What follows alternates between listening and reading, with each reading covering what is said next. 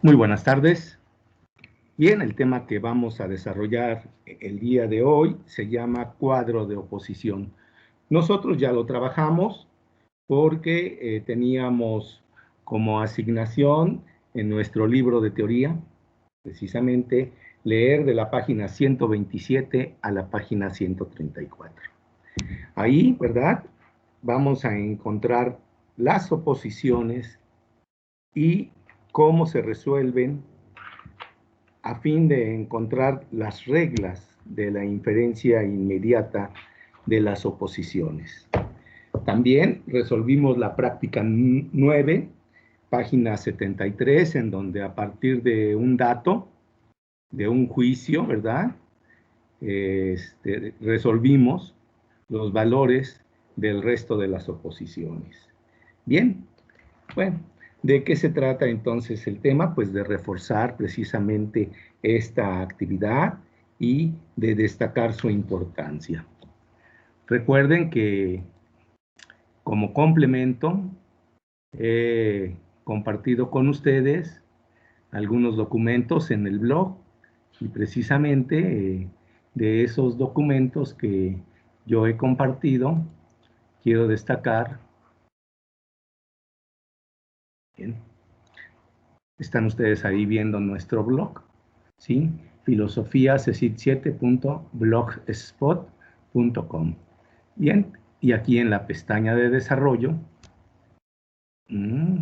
donde ya está el tema de juicios categóricos, el video 1 y la segunda parte, juguemos a las canicas, está el de cuadro de oposición, donde le doy clic y aparece el siguiente documento,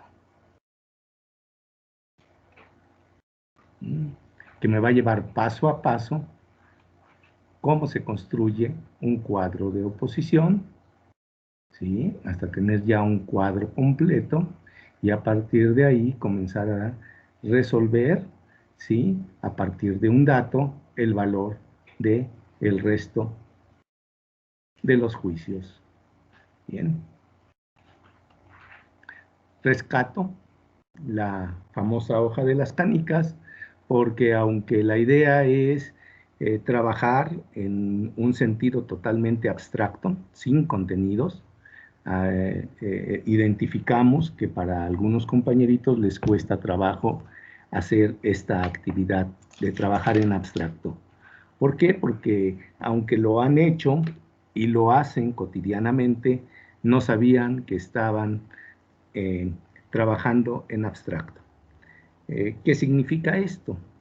Bueno, de manera semejante a como lo hacemos con los números, en donde inicialmente, a partir de intuir la presencia de objetos, bien, voy a dejar de compartir para señalizar esto, ¿verdad? Dejo de compartir. Bien. A partir de tener algunos objetos, 1, 2, 3, ¿verdad? Contábamos con frijolitos, contábamos con los dedos.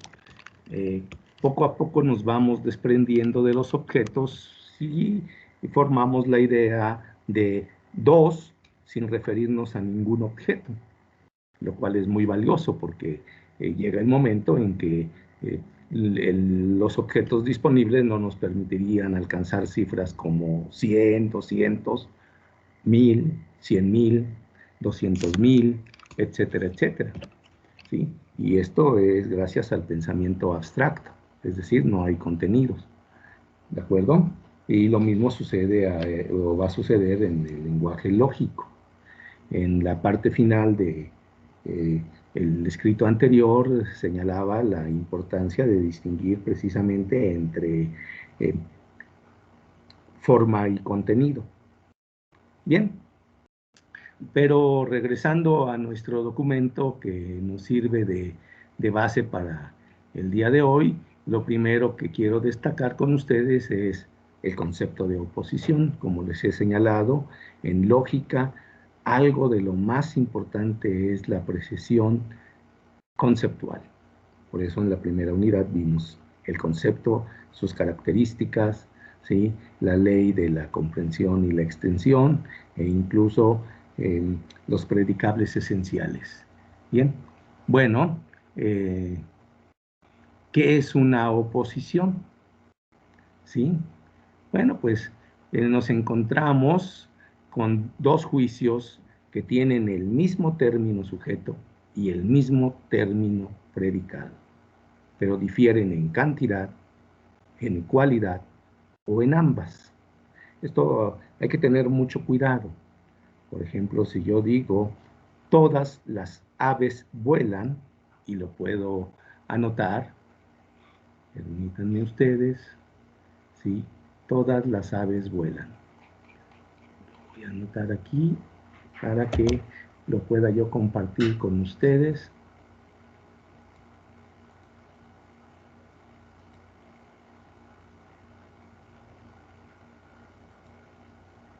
Bien, voy a anotarlo. Voy a hacer un poco más grande la hoja. Le voy a dar un número mayor a la letra. Y así tengo todas las aves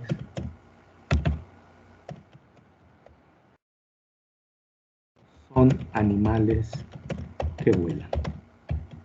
Bien, recordemos el concepto de juicio categórico, un cuantificador, un término sujeto, ¿sí? El nexo verbal, invariablemente y preferentemente el verbo ser, son, y un término predicado, animales que vuelan. Bien. Y la oposición o una de sus oposiciones posibles es ninguna ave es un animal que vuela. Punto. Ninguna ave es un animal que vuela. Tengo el mismo término sujeto en ambos juicios, ave, y el mismo término predicado, animal que vuela. ¿De acuerdo? ¿En qué cambian? La cantidad es la misma, ¿sí? Son universales. Recuerden que ninguna equivale a todos, puntos suspensivos no son puntos suspensivos. ¿De acuerdo? No cambia en cantidad, pero sí cambia en cualidad.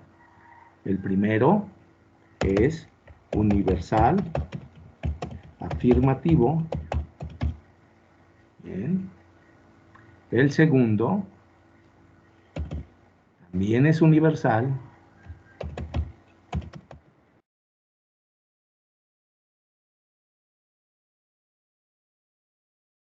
pero es negativo. Un error muy frecuente entre nuestros alumnos, y no de ahora, sino en los diversos cursos que hemos impartido, es que se olvidan que el término sujeto debe de ser el mismo en ambos juicios y el término predicado debe de ser el mismo en ambos juicios. Sí, y lo que ocurre es que los invierten. Término sujeto, ave. Término predicado, animal que vuela. ¿Qué me hacen? Bueno, pues contestan ningún animal que vuela es un ave. Esta no es su oposición, porque aunque estoy hablando de los mismos objetos, no estoy respetando la repetición del mismo término sujeto. En este último juicio que acabo de elaborar, que sí es un juicio categórico, el término sujeto es animal que vuela y el término predicado es ave. Y eso no es lo que estamos diciendo de una oposición.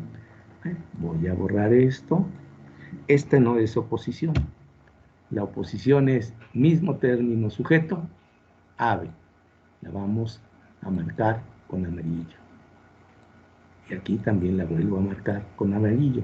Recuerden que señalamos que no importa ni el género ni el número.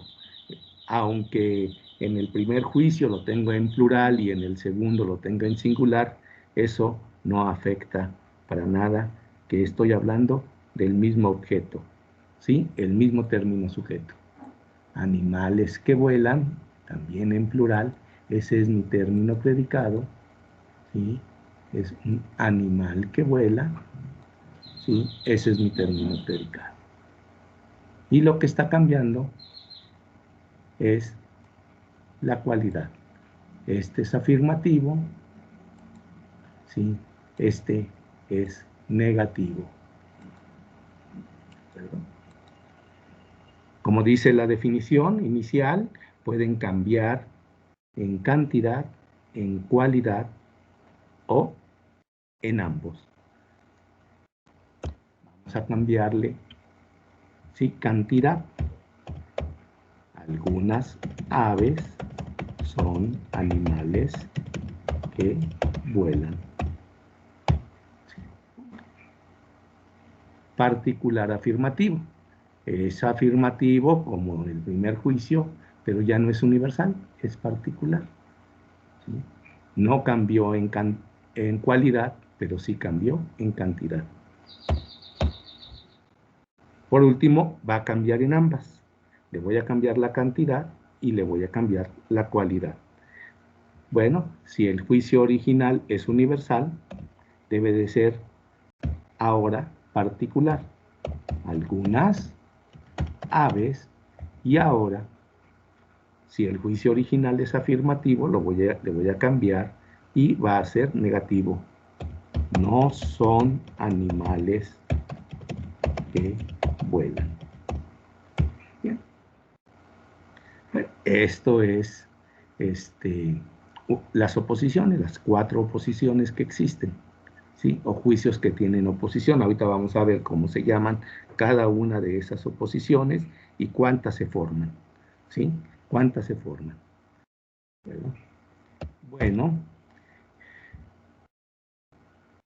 ¿cómo construimos un cuadro de oposición? Lo primero que nosotros vamos a construir la imagen de un cuadro, ¿verdad? Es una representación gráfica.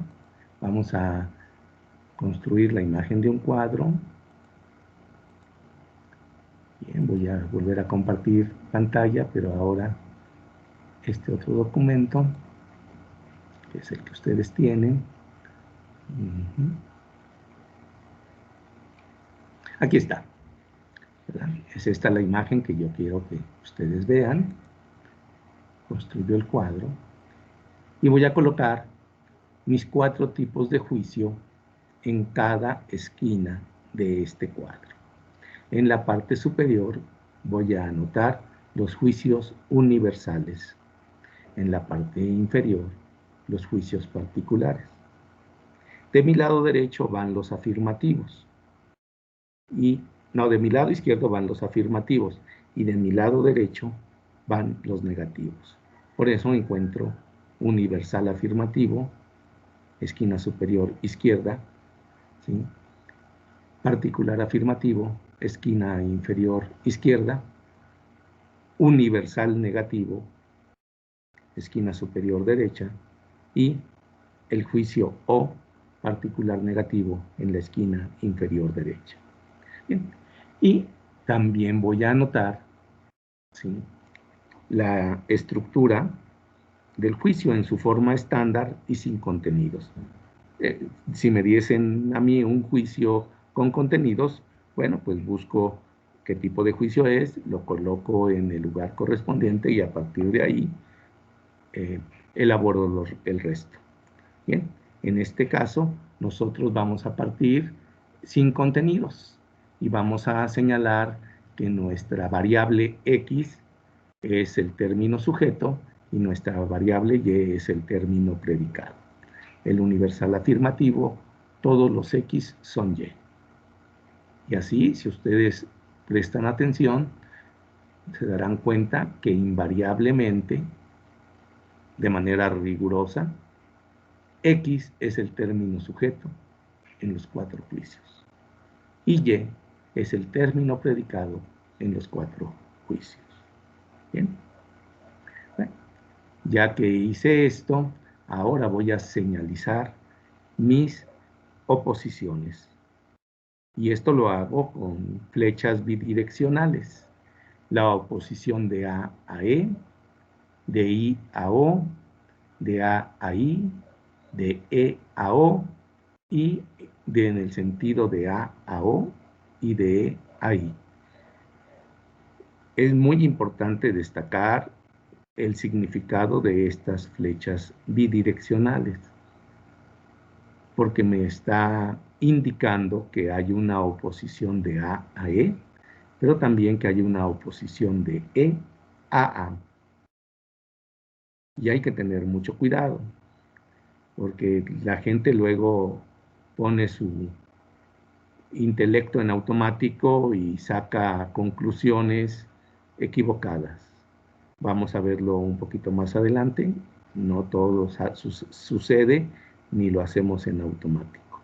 Lo importante de nuestra asignatura es que pienses. Y como te señalé, que lo logres hacer en abstracto. Pero si eso no lo podemos hacer, bueno, tenemos por ahí un juguete didáctico, ya se los proporcioné, la hoja de las canicas, que nos va a ayudar a comprender las oposiciones y sus valores. Bien, después de esto hay que anotar el nombre de las oposiciones. La oposición entre A y E se llaman contrarias y la de I y O subcontrarias. ¿De acuerdo? La oposición entre A e I se llama subalterna, igual que se llama la de E y O. Por una cuestión práctica, la oposición entre I y A, así como la oposición O y las llamamos también subalternas, aunque hay por ahí algunos textos que nos sugieren que las llamemos supraalternas, para indicar que es otro el sentido, ¿verdad?, que va de la oposición. Pero nosotros nos quedaremos ya sea de arriba hacia abajo, de abajo hacia arriba, como subalternas. Con eso será suficiente y no nos compliquemos la existencia. Y las que se cruzan, como en este caso AO o viceversa, o A, y el cruce entre E y I, se llaman contradictorias. ¿De acuerdo? Ahí tenemos ya los nombres de nuestras oposiciones. Bien. Ahora, la importancia de un cuadro de oposición, toda vez que nosotros tenemos el mismo término sujeto y el mismo término predicado, es que estamos diciendo cosas totalmente diferentes en cada juicio sobre un mismo objeto.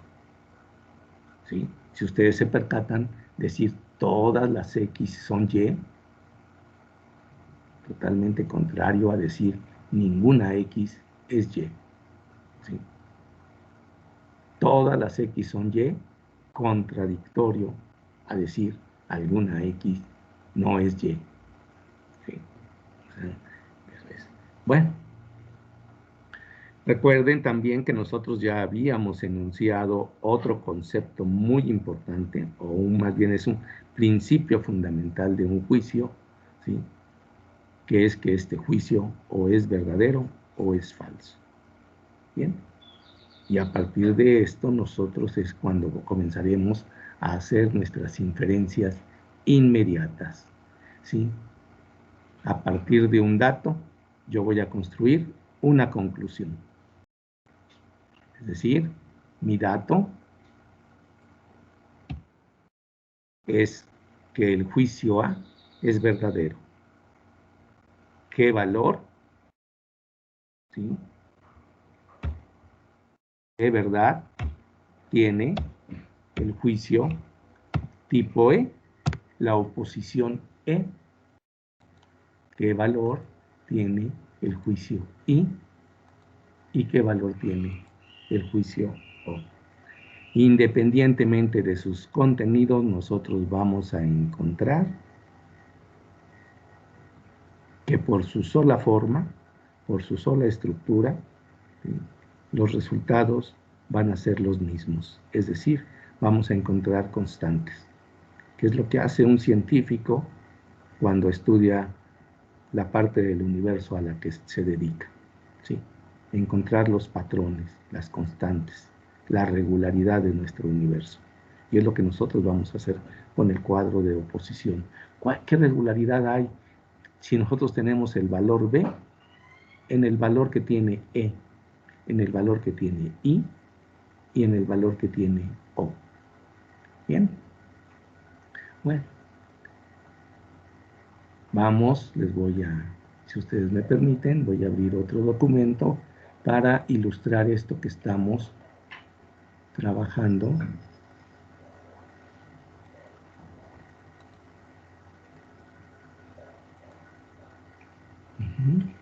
Muy bien. Aquí está.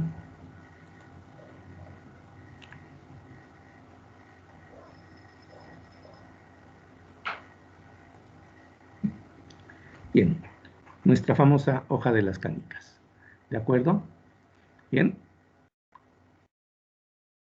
Bueno, para eso voy a construir una tabla de este modelo. ¿De acuerdo?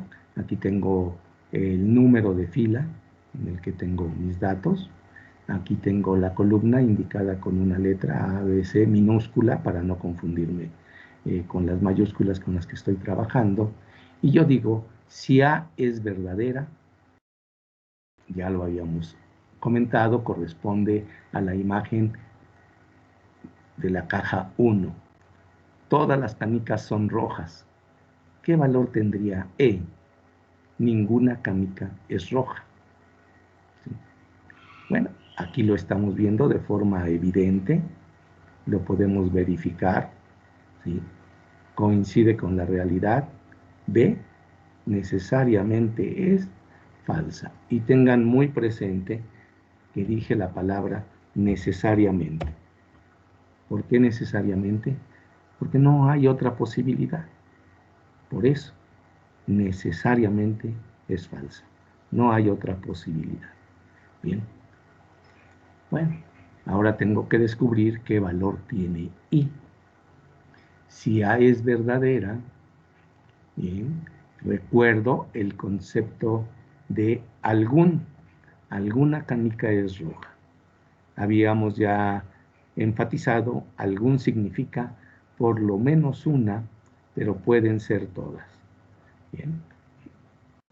Habíamos también señalizado que la caja 3, la caja 4, la caja 5 y la caja 1 hacían verdadero a ese juicio. Efectivamente, si A es verdadera, I también es verdadera. Bien. La letra V me sirve para señalizar verdadero y la letra F, ambas en mayúsculas, me sirve para señalar falso. Mientras que la letra O, el juicio tipo O, yo veo, tengo esta caja, la caja número 1, todas las canicas son rojas y el juicio O me dice alguna canica no es roja. En la caja 1, ese juicio, alguna canica no es roja, es necesariamente falso.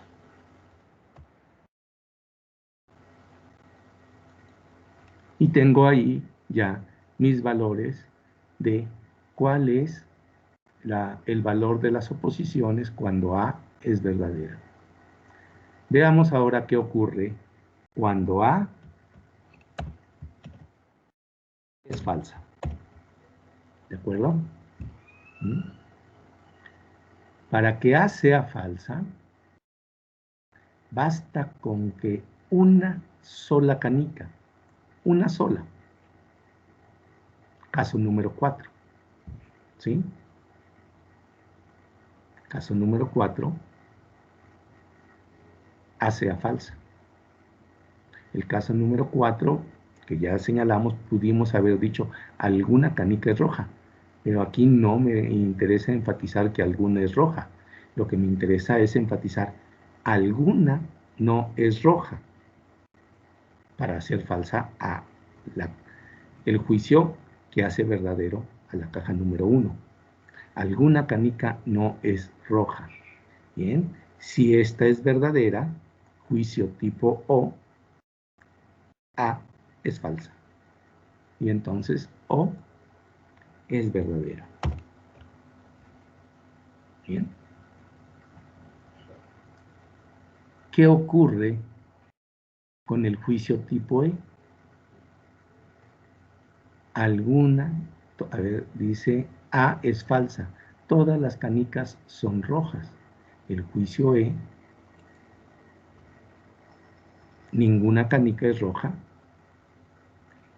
podría ser verdadero. Pero nada me indica que yo llegue al extremo de tener todas las canicas en colores diferentes al rojo. Podría tener yo el caso número 3, el caso número 4 o el caso número 5. Es decir, aquí, si A es falsa, E posiblemente pueda ser verdadera. Pero no lo puedo asegurar. No lo puedo asegurar. Esa falta de seguridad se traduce en lógica como si A es falsa, E es indeterminada. Bien, indeterminada. Bien. La idea de indeterminada en el cuadro de oposición la vamos a entender como la posibilidad de que o es verdadera o es falsa. Yo no puedo señalar con precisión cuál es su valor. Por eso digo que es indeterminada. ¿Sí? Y aquí se lo estoy indicando, indeterminada. Bien, aunque para cuestión de nuestra tabla, yo lo que voy a anotar es verdadero o falso. ¿Sí? Indeterminada. Bien. Ahora voy a resolver y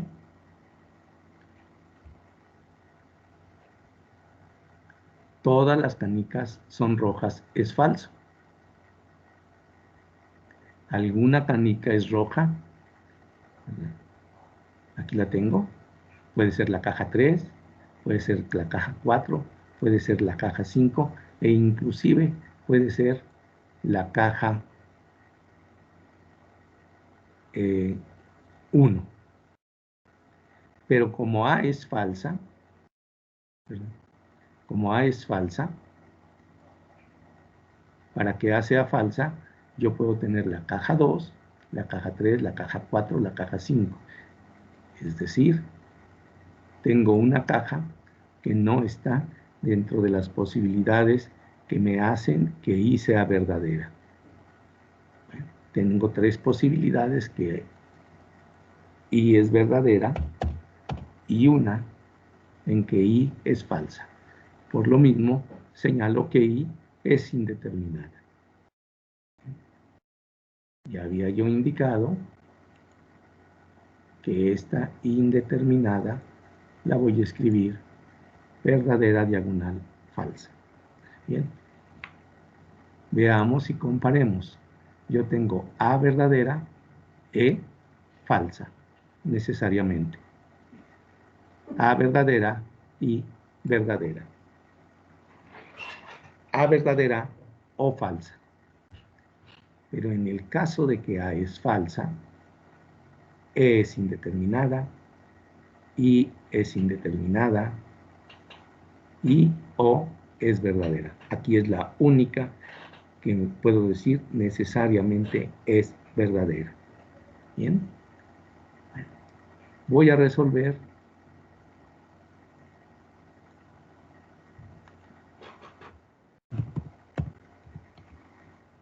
ahora la oposición en sentido contrario. ¿De acuerdo? Bien. Y entonces vamos a anotar aquí una fila 3 y una fila 4. Y ahora mi dato es E es verdadera. Y voy a anotar en la fila 4, E es falsa. Bien. Bueno, vayámonos al caso número 3. E es verdadera. De mis 5 cajas que yo he dibujado, la que hace verdadera AE es la caja número 2. Ninguna canica es roja. Ninguna canica es roja. Si ninguna canica es roja, es evidente que todas las canicas son rojas. Es falsa. Pero ahora, bueno, vamos a cortar esto y vamos a colocar los valores. Aquí voy a poner A, ahora le sigue E, pero E es el juicio que estoy tomando como juicio inicial, entonces lo salto, anoto ahí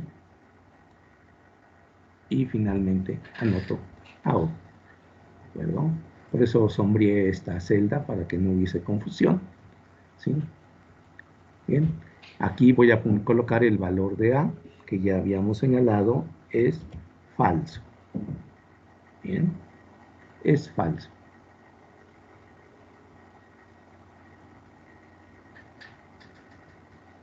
Alguna canica es roja.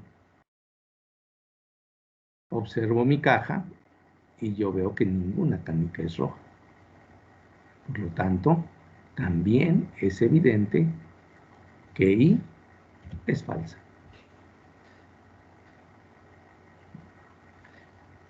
Y paso a la última, ¿sí? El juicio tipo O, alguna canica no es roja, ¿sí?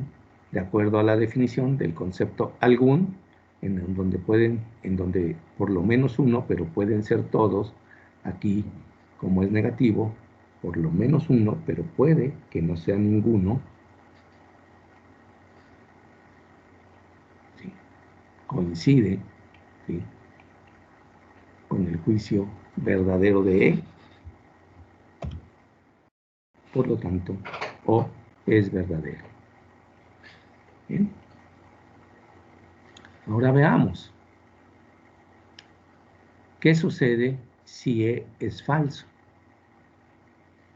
Ninguna canica es roja. E es falso. Para que E sea falso, basta con que una sola canica sea roja. Caso número 3. Alguna canica es roja. Entonces, si E es falso, si I es verdadera, aquí es verdadera, aquí es verdadera I, aquí es verdadera I, aquí es verdadera I. En cualquier caso, siendo I verdadera, E es falso. Si E es falso, ninguna canica es roja y yo tengo una caja donde todas mis canicas son rojas, evidentemente el juicio, ninguna canica es roja, es falso. Por lo tanto, este juicio de la caja 1 es verdadero.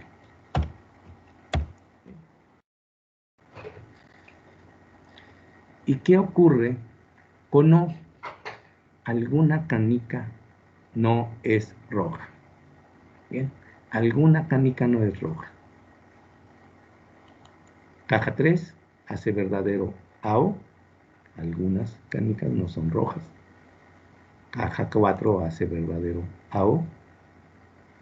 Alguna canica no es roja. Caja 5 hace verdadero AO. ¿De acuerdo? Entonces, en esos casos, O es verdadero. Pero nada me dice que yo estoy ante el caso 3, 4 y 5. Es posible que esté yo ante el caso de tener una caja 1, en donde O es falso. Bien, entonces O es indeterminada. Y por lo tanto, le voy a anotar en mi celda las letras B diagonal F para marcar que es indeterminada. Bueno, ya una vez que me apoyé en esta hoja de las canicas, ¿verdad? Y que obtengo los valores de la oposición de las contrarias, me voy a dar cuenta de lo siguiente. Vamos a ver, A es verdadera, su contraria es E. Voy a borrar todos estos valores en este momento para centrarme solo en el valor de la oposición contraria. A es verdadera, su contraria es falsa. E es verdadera, su contraria es falsa.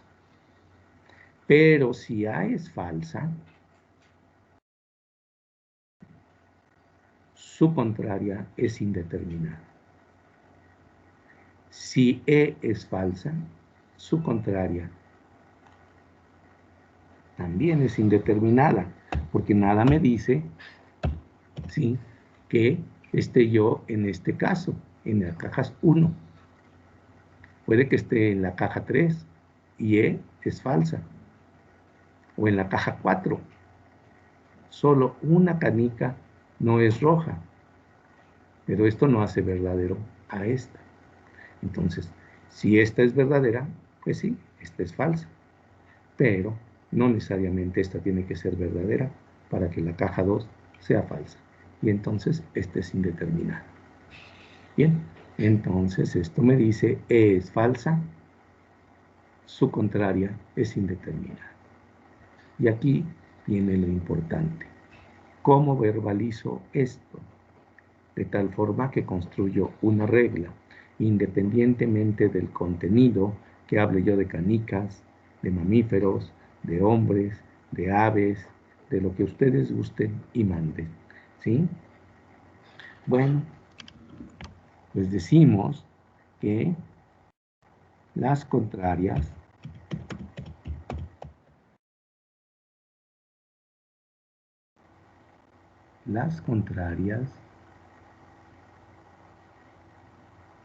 verdadero, falso, verdadero, falso, falso, verdadero, pero aquí en este falso, verdadero, tengo falso, falso.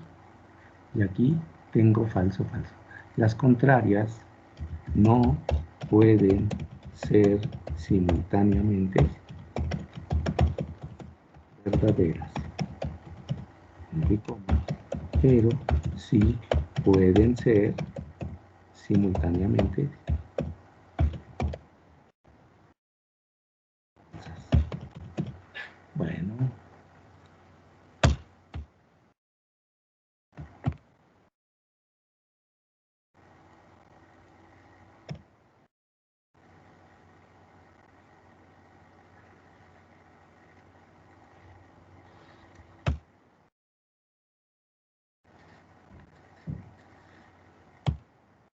Okay.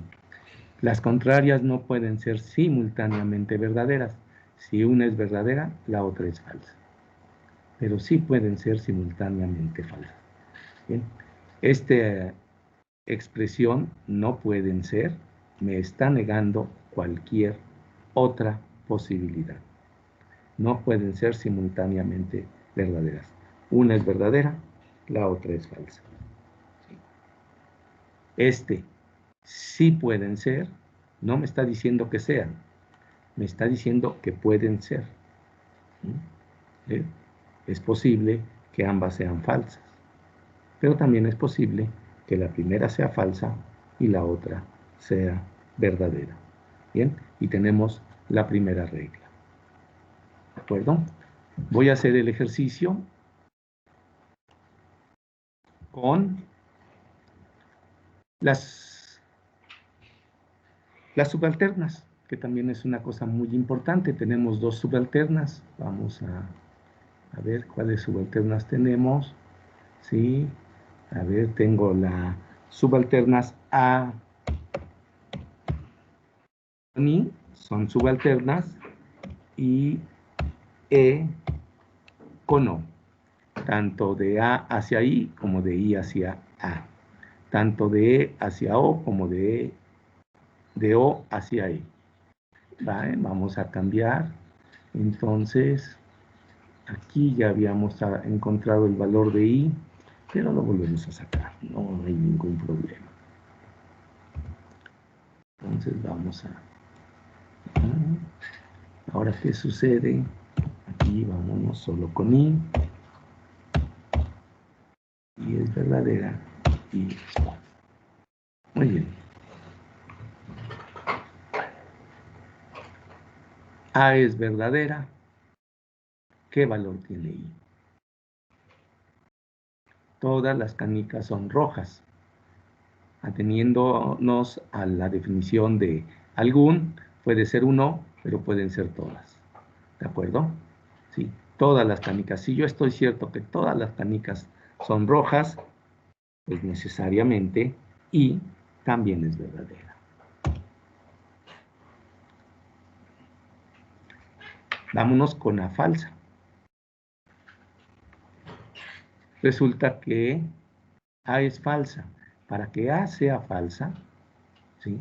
Yo puedo estar en el caso 2, que es el caso extremo, que ninguna, ¿sí?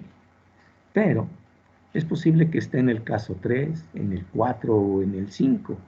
Y yo veo que en el 3, en el 4, en el 5, ¿verdad? Alguna canica es roja, es verdadero. Entonces, ¿qué sucede?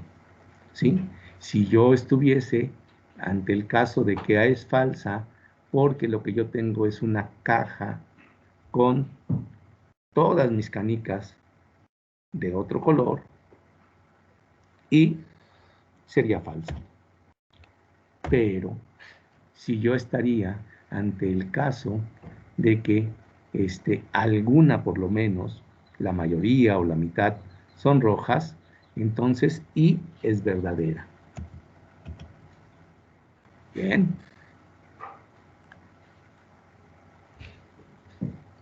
Es decir, A verdadera, I verdadera, necesariamente. A falsa, I es indeterminada. Veamos ahora qué ocurre cuando I es verdadera. Bien, ya habíamos dicho, caja 1 hace I verdadera, caja 3, caja 4, caja 5. Pero yo no sé cuál es mi caja, yo no sé qué caja tengo. No puedo asegurar que esté ante la caja 1. Bien, si estuviese ante la caja 1, bueno, A es verdadera, I también es verdadera. Pero si estoy ante la caja 3, 4 o 5, en donde I es verdadera, pero A ya no, entonces me encuentro con que A es indeterminada. Bien, verdadera o falsa. Así anotamos la indeterminada. Ya lo había yo señalado. Bien. Si I es falsa, alguna canica es roja, para que I sea falsa, yo necesito que todas las canicas no sean rojas, es decir, para que el juicio tipo E, ninguna canica es roja, sea verdadero. ¿Sí? Si estuviese en ese caso, también A es falso. Si es falsa, A es falsa. ¿Mm?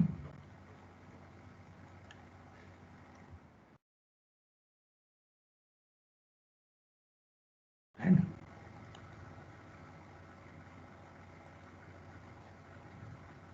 Bien, vamos a hacer la 5, la 6, la 7 y la 8. ¿De acuerdo? Vamos a agregar aquí. Vamos a marcar para que tengamos otro encabezado. Ahora no voy a descubrir el valor de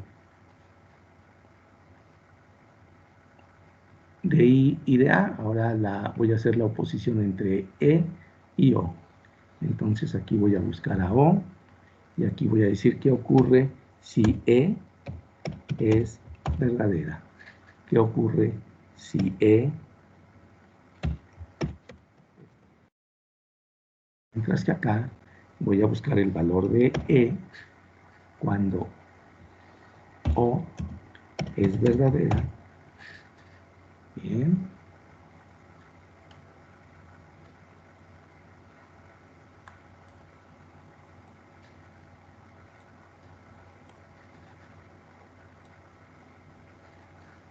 O cuando O es falsa. Bien. O es verdadera. Ninguna canica es roja. E verdadera. Ninguna canica es roja. Bien. El juicio categórico, su oposición subalterna, alguna canica no es roja, es verdadero también.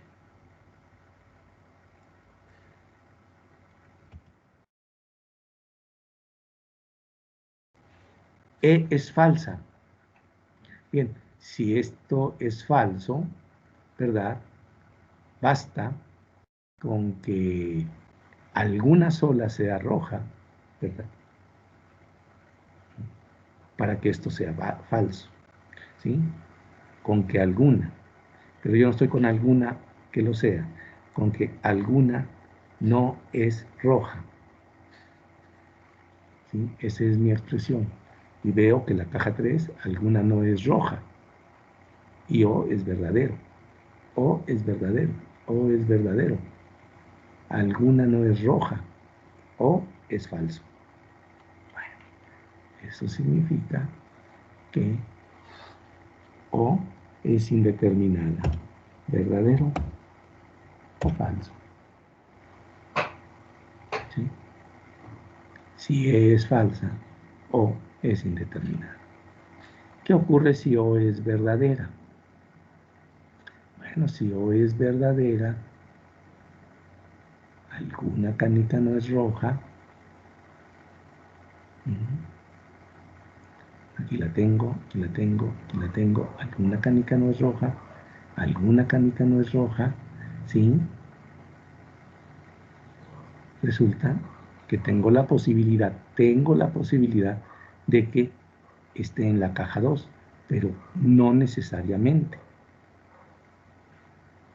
Si estuviese en la caja 2, E es verdadera. Pero si no estoy en la caja 2, O puede seguir siendo verdadera y O falsa. Por lo tanto, si yo tengo a E verdadera, si yo tengo a O verdadera, E es indeterminada. ¿Y qué ocurre si alguna canica no es roja? Es falso. Falso, falso, falso, ¿verdad? Aquí no, esto me lo está haciendo verdadero. El único caso, alguna canica no es roja, es la caja 1. Ahí tengo donde alguna canica no es roja, es verdadero. Y eso hace falso tanto a E como a O.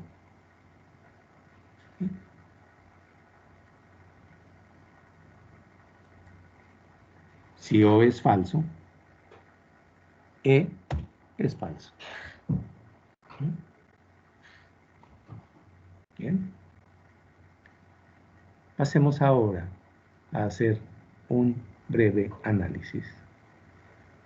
La universal es verdadera, A verdadera, la particular es verdadera.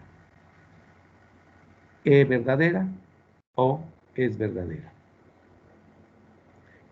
Pero si la universal si la particular es verdadera y verdadera, universal indeterminada. Si O es verdadera, la universal E es indeterminada. Ahora vayamos a I verdadera, particular verdadera, universal indeterminada. Particular verdadera, universal E indeterminada. Bien, pongamos atención a lo siguiente. A es falsa, particular indeterminada. E es falsa, particular indeterminado. Pero, si la particular es falsa, la universal es falsa, en ambos casos. Bien, esto me permite expresar la regla de la siguiente manera. De la verdad de la universal, no estoy escribiendo, ¿qué ocurre? A ver, aquí sí me permite. De la verdad de la universal se sigue la verdad de la particular. Y de la falsedad de la particular sigue la falsedad de la universal.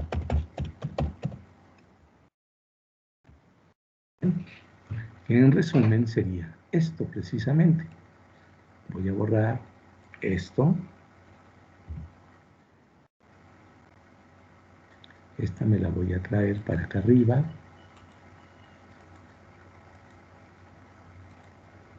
Ahí está. ¿Sí? A verdadera y verdadera. Ah, no, pero aquí es A verdadera, E verdadera o verdadera. De la verdad de la universal se sigue la verdad de la particular. La universal es A, su particular es B, es verdadera. La universal es C, su particular es O, es verdadera. Bien. Y ahora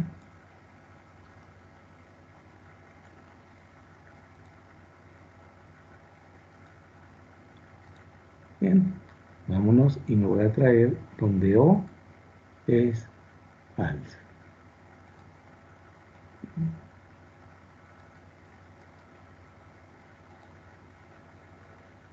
O es falsa. La particular es falsa, la universal es falsa. La particular es falsa, la universal es falsa. Los otros valores quedaron indeterminados, ¿de acuerdo? Por eso puedo expresar la regla de esta manera. De la verdad de la universal se sigue la verdad de la particular. Y de la falsedad de la particular se sigue la falsedad de la universal. Esta es la regla de las subcontrarias. Bien, jóvenes.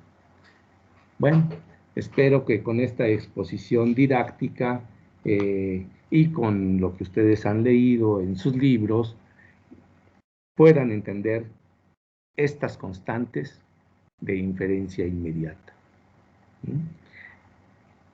De todos modos, estamos en clase y ahí cualquier duda con gusto la aclaramos. Que tengan un bonito fin de semana. Hasta luego.